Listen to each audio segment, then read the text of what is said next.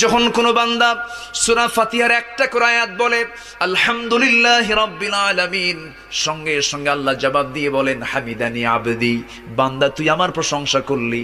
আর রহমানির রহিম যখন বলে আল্লাহ বলেন আসনা আলাইয়া আবদি। মালিক ইয়াউমিদ্দিন যখন বলে আল্লাহ বলেন মাজ্জাদানি আবদি।